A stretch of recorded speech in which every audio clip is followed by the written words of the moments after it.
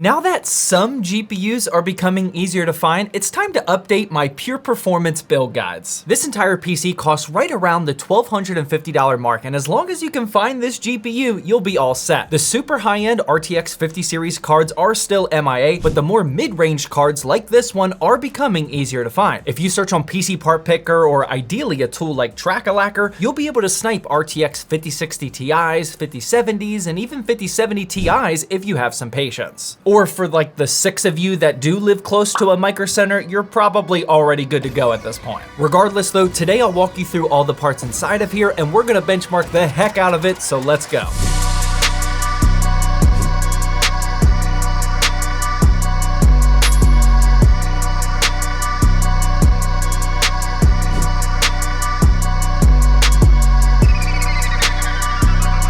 And real quickly before moving on to the parts list, today's video sponsor is Okanos, and specifically their brand new Mirage 4 case. You guys know I've been talking up this Okanos brand and their budget cases for several months now, but now we get to see their next iteration of cases and they're off to a great start. The Mirage 4 keeps the foundation of the Aqua 3, which is already some of the best micro ATX case value around 60 bucks, but now it's got a refreshed exterior design and a smarter interior layout while still staying under 70. You can now fit a 240mm AIO, there's a bigger gap between the GPU and bottom intake fans for better airflow, and it's now dual chambered so you can hide your PSU in the back and cable manage as much or as little as you want. I am absolutely all about the affordable fish tank cases, so you better believe you'll start seeing some build guide videos with this case soon. If you want to pick either the black or white version up, I'll have a link down in the description along with in the pinned comment. Alright, so starting with this $1,250 pure performance gaming PC is the Ryzen 5 9600X. With this kind of price range,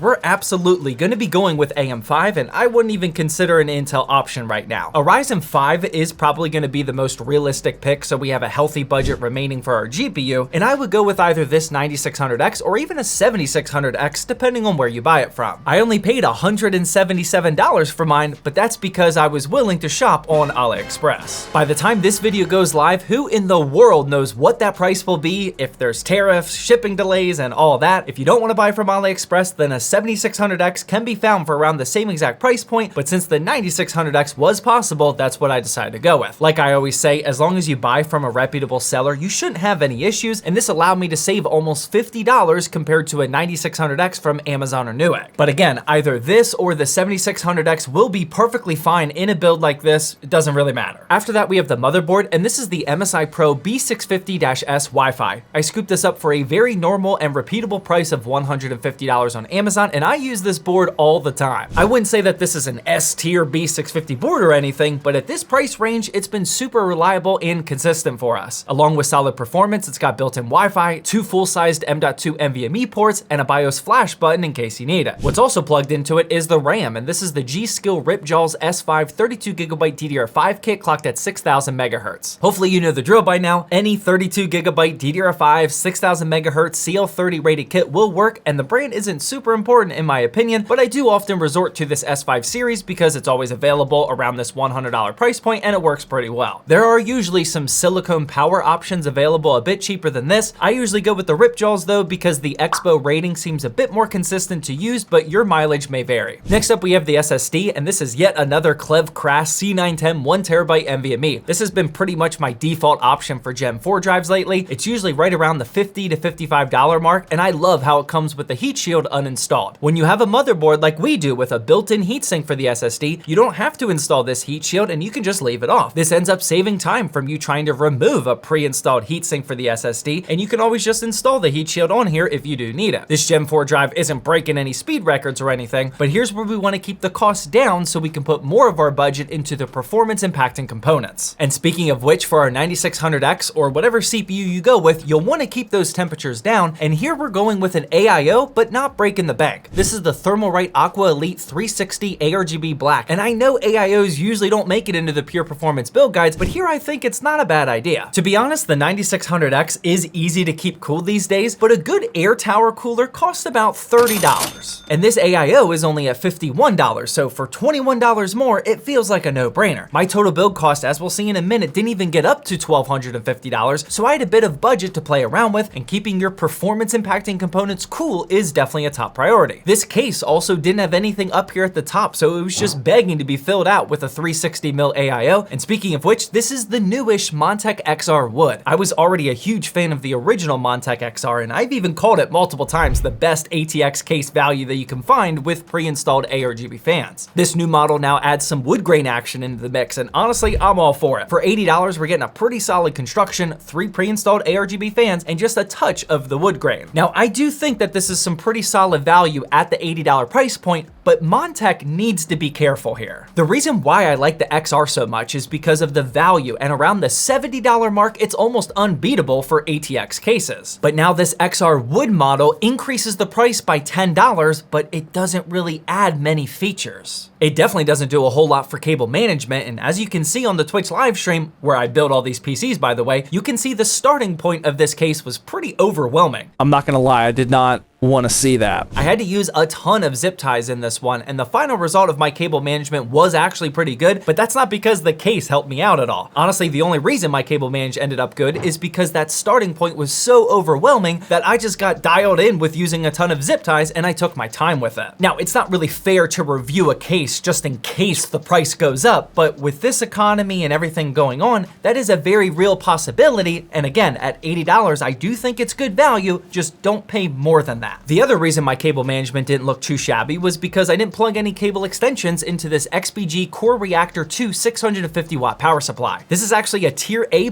rated unit on the new PSU tier list, and if you don't already know, just head to zttbuildhelp.com to check this out. It's a super quick reference so you can see how all these power supplies rank up against each other. Usually the A+ ones are very expensive, but at $80, this was a pretty solid deal. For a $1,250 pure performance build, I personally would have been okay with either tier A or even tier B. I only got this one just because it was on that good of a deal. And finally, the very last part inside of here is of course the most controversial component, the GPU, and this is the Asus Prime RTX 5070. In a perfect world where you can get GPUs for MSRP, this is the exact model I'd shoot for with a $1,250 budget. And honestly, like I said in the intro, despite what you may be hearing online, sniping 5070s isn't nearly as difficult as it used to be just a few weeks ago. I'm personally hunting for GPUs almost every single day for our business, and as long as you're okay with a max order quantity of 1, which most of you should be, these really aren't that difficult to find anymore. You may not find one at this $550 price point the very first time you look, and honestly, you probably won't, but over the course of a week, you should be able to find one here in the United States. I also wouldn't concentrate on one specific model. I would just get whatever one that you happen to find a good deal on. Just don't pay over like $600 for it. If you do end up snagging one, then this RTX 5070 is a beast, and at the end of the day, it can dominate any game in 1440p, which we're about to see in the upcoming benchmarking section. Before that though, here's what the full parts list is looking like, and as you can see, my total cost was actually just a touch under $1,250. That of course all depends on if you want to buy your CPU from AliExpress like I did, and if you can snipe a 5070 close to MSRP. But the good thing is that most people don't have a super strict down to the single dollar budget like I do for these types of videos, so even if you put a $600 RTX 5070 in here, that's still a really good pure performance PC. And if you do want to see exactly how I built this one, we always chop down and re-upload a live stream with just the PC building sections on the ZTT Extras YouTube channel. We do that so you can watch me building the PC without all the interruptions of donations, alerts, and all that. And honestly, we've been uploading a lot of other content, including shorts over there, so make sure you're subscribed if you're interested. But now let's hop into the benchmarks finally, and the first game we fired up for this $1,250 pure performance build is the new Monster Hunter Wilds, because this might just be the most demanding game to run right now. We put the settings up to 1440p high and only got a 71 FPS average. That doesn't sound great, but like I said, this one is a beast to run. After that, we have Cyberpunk 2077, which paints the picture a bit better because here we could crank the settings up to 1440p Ultra, didn't use any sort of upscaling, and still got a very solid 112 average FPS. Fortnite was obviously a breeze because in 1440p with Pro settings, we got over the 300 FPS mark. We also almost got over 300 FPS with Fragpunk, which I have been actually enjoying a bit in 1440p epic settings. And here's the new Assassin's Creed Shadows that got 66 FPS in 1440p with very high settings. Here are the rest of the games that we tested, and as you can see, we jacked up the settings to 1440p high or ultra for pretty much every title. The Ryzen 5 9600X and RTX 5070 is a monster combination, and if you want to see a bit more how how it performed, be sure to check out the dedicated benchmarking video which we just uploaded to the ZTT Extras channel. And finally, real quickly, let's take a quick look at how this Montech XR wood kept our components cool along with that 360mm AIO. Here's Black Myth Wukong running with the GPU utilization being worked all the way up, and the RTX 5070 stayed just a degree or two over 60, which is absolutely perfect. Here's also Marvel Rivals running, and again, both the GPU and CPU are right at that low 60-degree mark. Again, I know it's tough to find, but with a little bit of patience and persistence,